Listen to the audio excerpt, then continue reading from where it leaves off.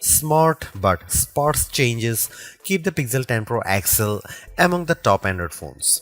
It remains underpowered for tasks like gaming, but that doesn't matter if your focus is on the still excellent cameras, super bright display, or AI features. Just be aware that to get the most out of those features, you will have to wait for updates or for Google's tools to get to grips with your data. The Google Pixel 10 Pro XL is named in part after its size, but to get to grips with how good a phone it is, it would be wrong to focus on physical qualities alone. It is easy to point to things like the phone's incredibly bright display or its versatile cameras as major selling points. But this is a phone where the true value lies beyond the specs list. There are, in typical Google fashion, lots of AI features to play around with, features with a wide range of applications and utility.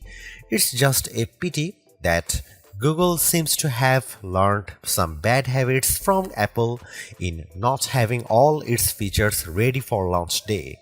Plus, Google flagship phones' inherent weakness in terms of power remains, even if battery life has improved. As the final big Android phone launch expect this year, I have been testing the Pixel 10 Pro XL against its main competition and also the latest iPhone just in case you are considering switching to or from an Apple phone. It's resulted in some of the most interesting phone comparisons of 2025 and I am thrilled to be able to take you through them. Pre-orders are up for the Pixel 10 Pro XL and its siblings until retail launch day August 28. If and when you decide to buy the Pixel 10 Pro XL, it will cost $1199. That's technically more expensive than the Pixel 9 Pro XL from last year, but what's actually happened is that Pixel dropped the 128GB model. It's a shame that you can't get a cheaper extra large Pixel now, but it's not strictly a price hike. If storage matters to you, you can spec 512GB or 1TB for $1,319 and $1,549 respectively.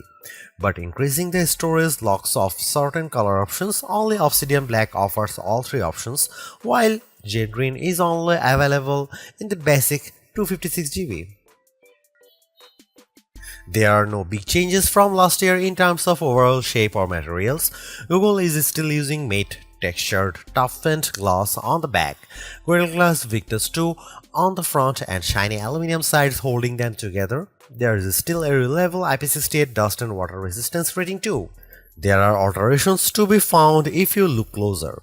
Google made the phone's rear G logo metallic, slimmed and bezel around the rear camera bar, moved the SIM card tray to the top of the phone and added a second speaker opening to the bottom.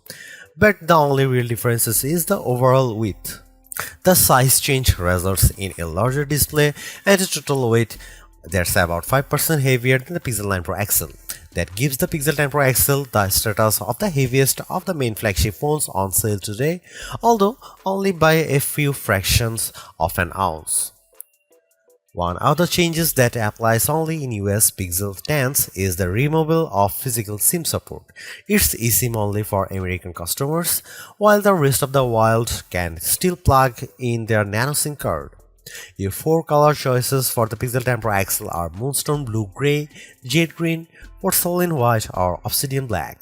It's a reasonable amount of choice, but the Pixel 10 base model has the most eye-catching hues in the family.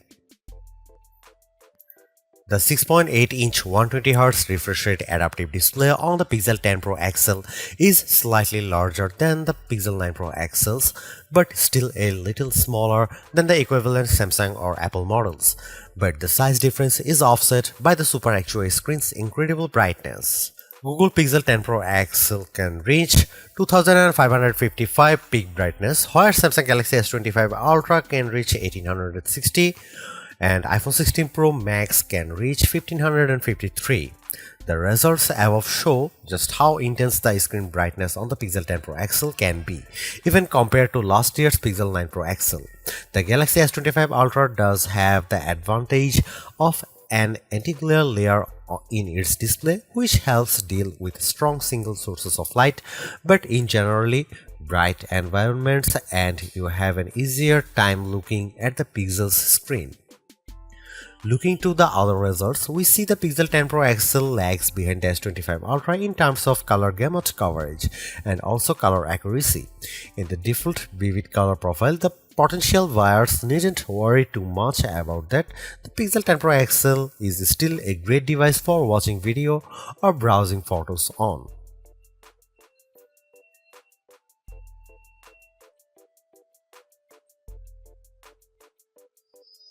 You might be surprised to hear that the Pixel 10 Pro XL's camera are identical to the Pixel 9 Pro XL's, at least on paper.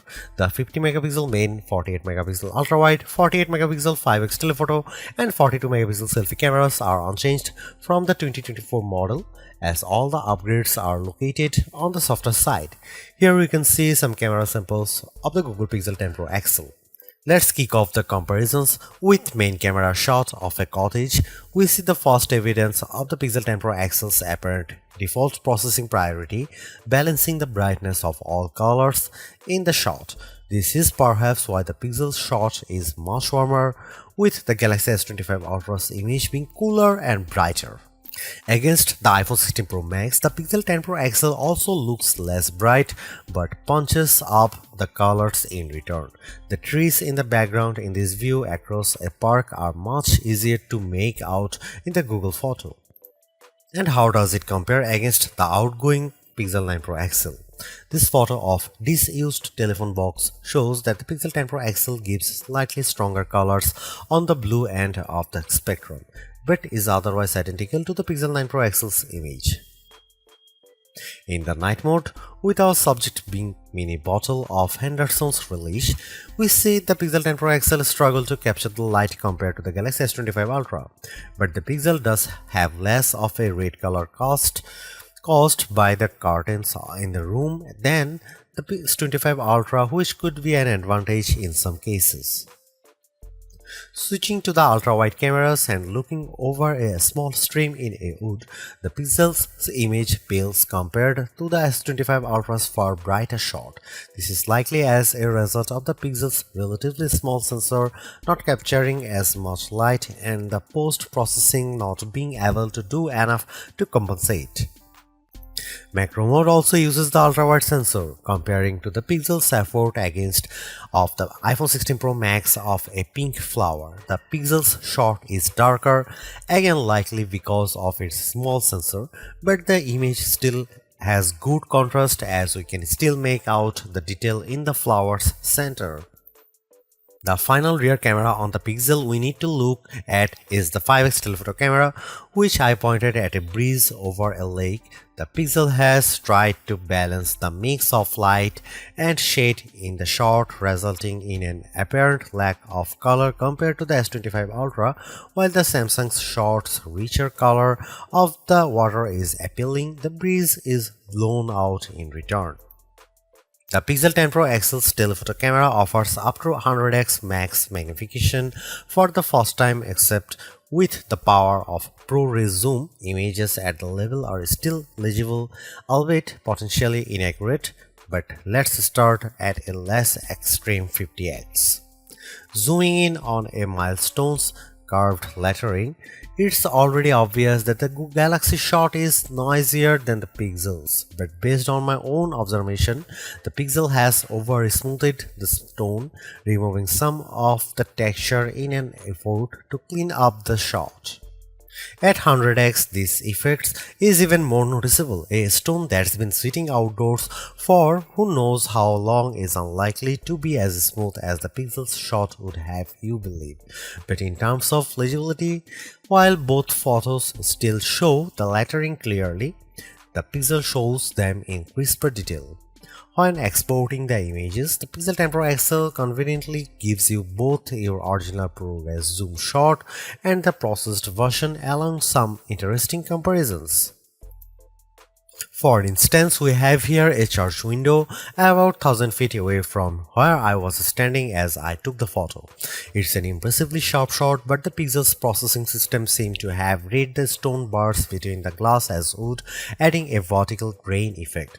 While the detail of the brickwork has been impressively recovered, it shows a big limitation of these generative detail enhancing tools. It shows you what's likely to be there rather than what truly is there.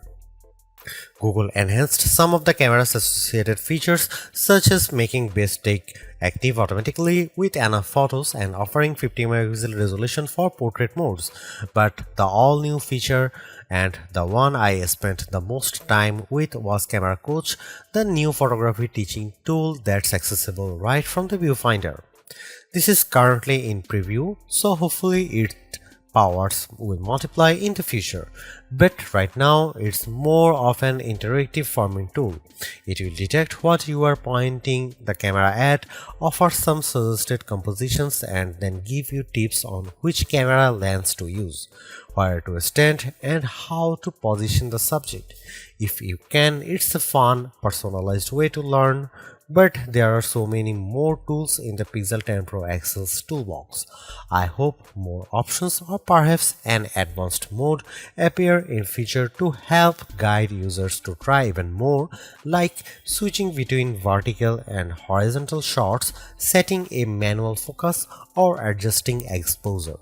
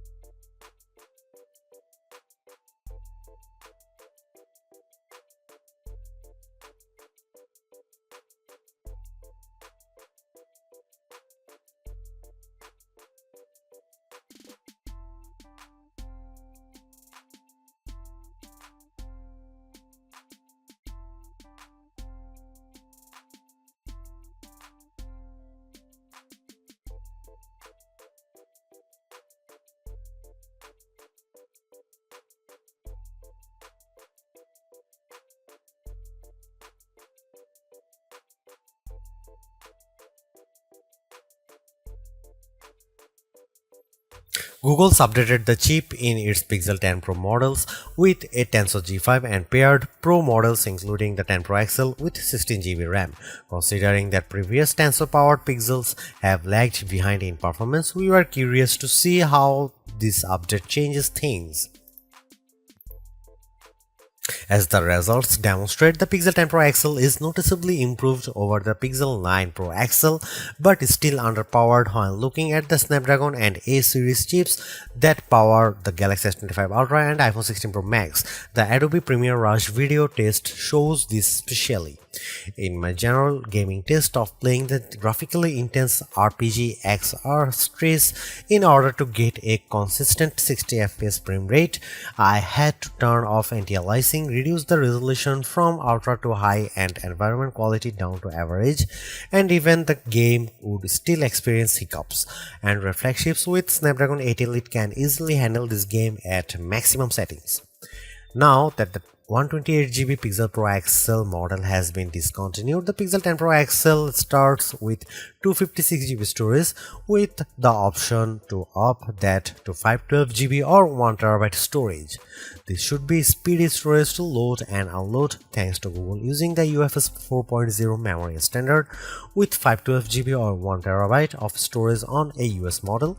You also get zoned UFS, a feature that supposedly organizes data within your device's storage to improve its efficiency, speed, and the device's lifespan.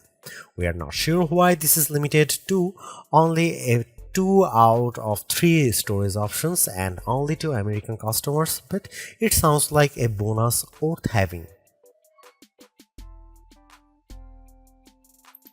The 5200 mAh battery in the Pixel 10 Pro XL is the largest Google's ever put in a phone. And fortunately, between the extra capacity and the improved Tensor G5 chip, this results in good battery life gains. The Pixel 10 Pro XL lasted 14 hours and 20 minutes in adaptive display mode in our beta test, which involves constant web browsing over a cell connection.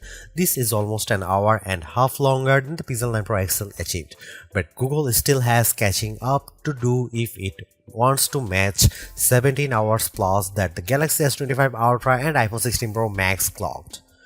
Using the Pixel 10 Pro XL's 45-watt wired charging, we are able to fill the phone from empty to 33% and 63% full after 15 minutes and half an hour charging times respectively. The Galaxy S25 Ultra manages to reach 37% and 71% in the same time frame, although its smaller battery capacity no doubt helps there.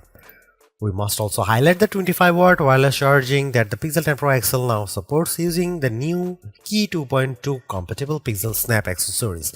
You can also this with MagSafe chargers designed for iPhones too, opening up a huge world of possible add-ons of your Pixel. Google is the first Android smartphone maker to adopt Key 2 fully, and hopefully this heralds wider adoption among Android brands down the line.